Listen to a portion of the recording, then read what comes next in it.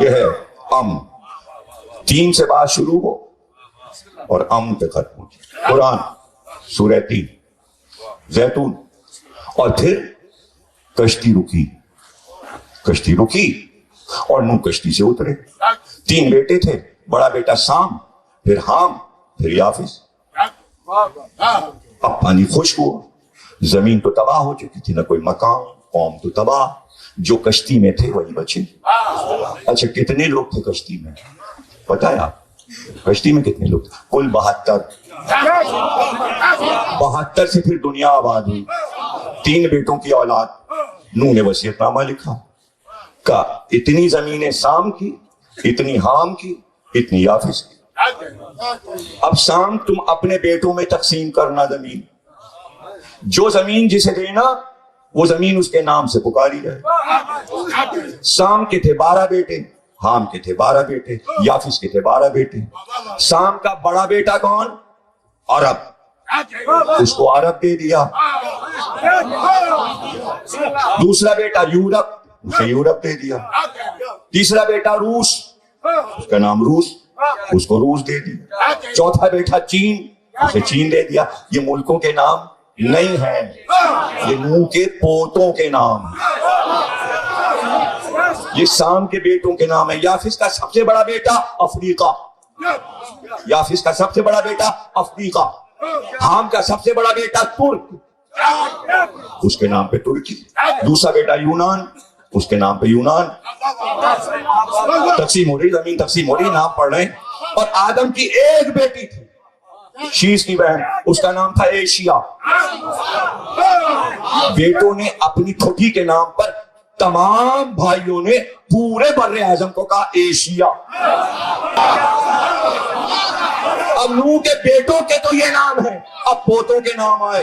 زمین حصے میں بٹی. اب سام کے بڑے بیٹے کے 2 بڑے بیٹے، ایک کا نام ہند، ایک کا نام سندھ.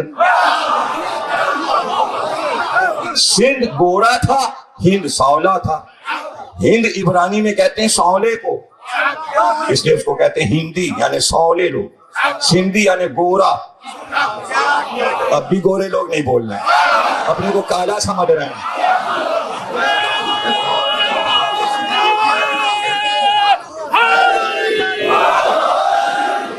سندھ کا بڑا بیٹا ٹھٹ تھا، ٹھٹ، اور چھوٹا بیٹا ملتان تھا.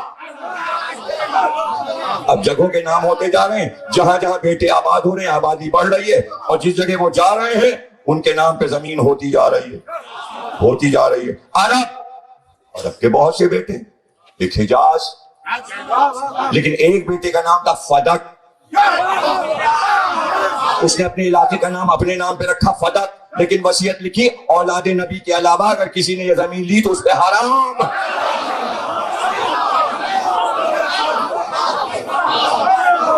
سمجھ رہے نا؟ تو اب شام کے بیٹے بتا دیے میں نے.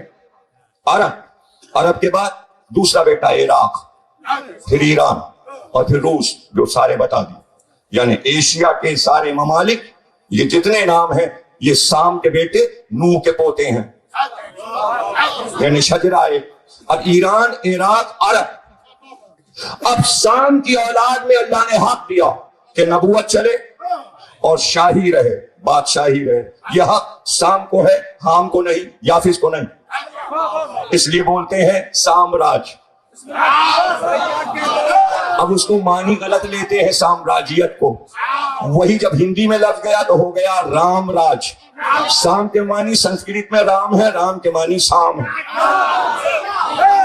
سام نے ہی وہاں کی حکومت ہند کی بھی بنائی اور نسل میں گئی، اور عرب کی بھی بنائی. اور سام نے بتا دیا نبوت کا نور ہمارے پاس ہے. اور یہ لمک ہیں جو نائب ہیں، انہوں نے اپنا نائب نوح کو بنایا. نوح نے اپنا نائب ارفشت کو بنایا. انہوں نے اپنا نائب تارق کو بنایا. انہوں نے اپنا نائب ابراہیم کو بنایا. انہوں نے اپنا نائب اسماعیل کو بنایا. انہوں نے اپنا نائب عدنان کو بنایا. اب یہ نیابت چلی، غالب کو ملی، حمیشہ کو ملی، علیشہ کو ملی، نوائی کو ملی، مظہر کو ملی، کنانہ کو ملی، یہاں تک کہ قصی کو ملی.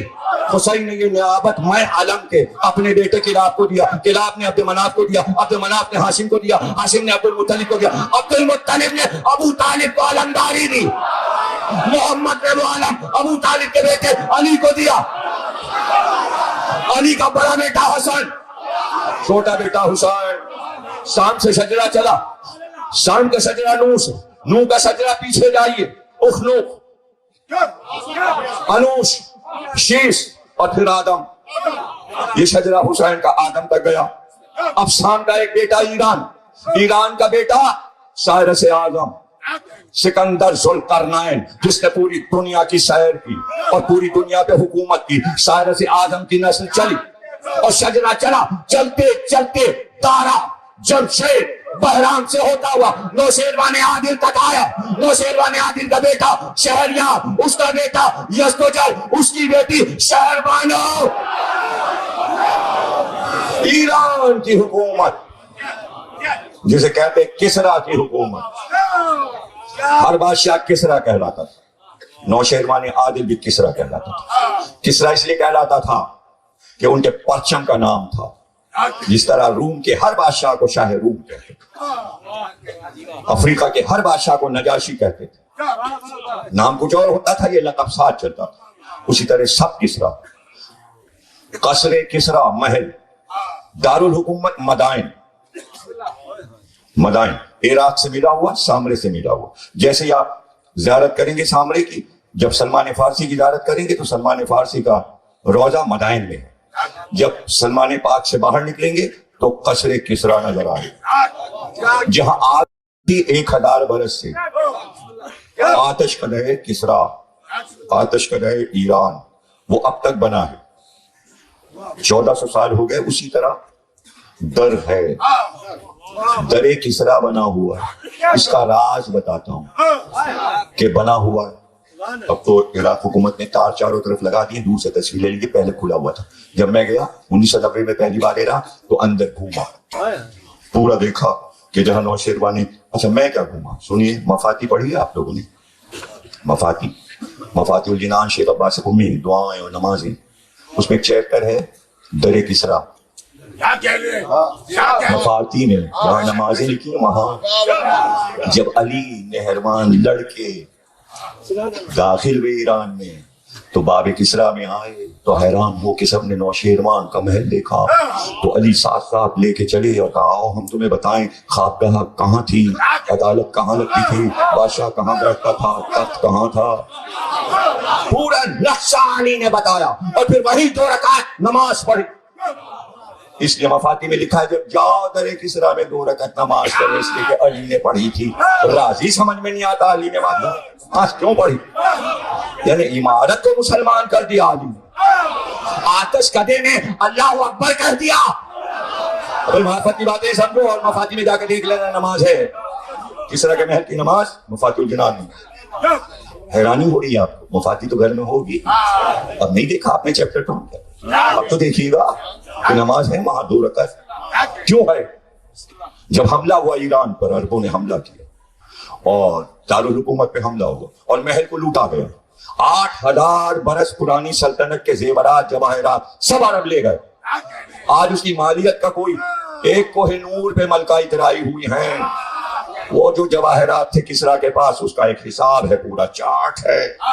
جو مدینے زیورات آئے تھے اس کا چارٹ ہے، اور جہاں جہاں کے گھر کی عورتوں نے پہنے تھے ان کے بھی نام لکھے.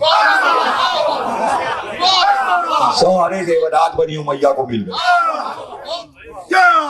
ایران والے ہائے ہائے زیوروں پہ مرنے والے، جواہرات پہ مرنے والے، سونے پہ مرنے والے. نہ سونا رہا نہ جواہرات تو کوہ نور بھی نہ رہے گا. ایران کی ملکہ بیاہ کر علی کے گھر آئے.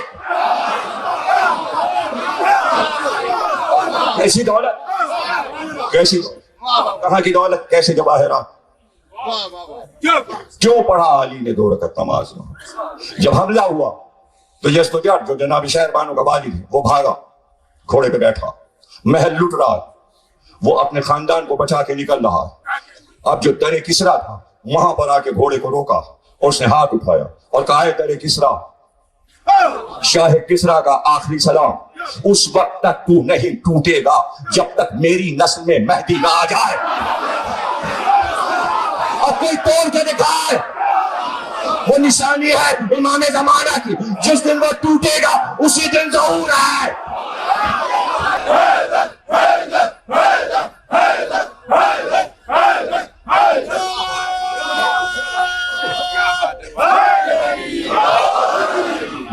اصفہان گیا، یزدجرد اصفہان گیا، اور وہاں سے اس نے پھر جنگ شروع کی، لیکن گھر والوں کو اس نے اپنے بیٹے کے ساتھ تینوں بیٹیوں کو کابل بھیجا افغانستان، اور کابل کے بادشاہ کو لکھا کہ ہمارا خاندان تمہارے پاس آ رہا ہے، اس کو حفاظت کے ساتھ رکھو۔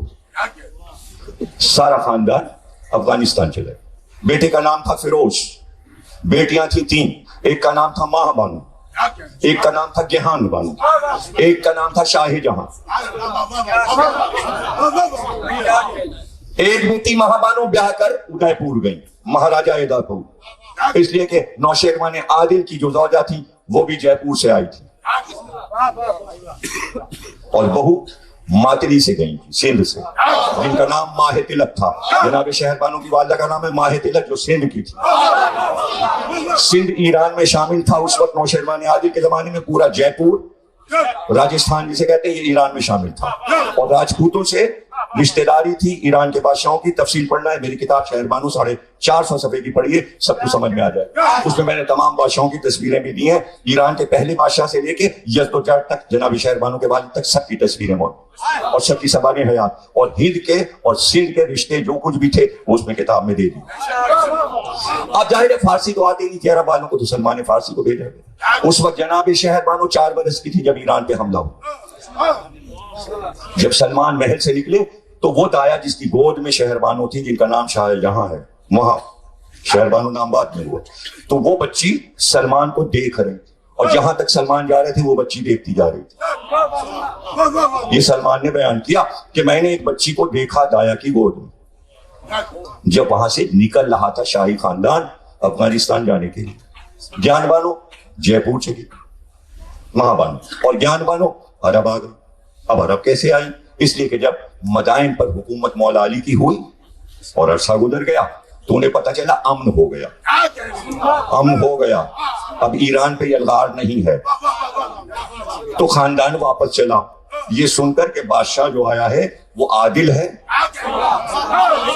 اور انصاف پرور ہے۔ اس زمانے میں مدائن کا گورنر حریث تھا علی کی طرف سے۔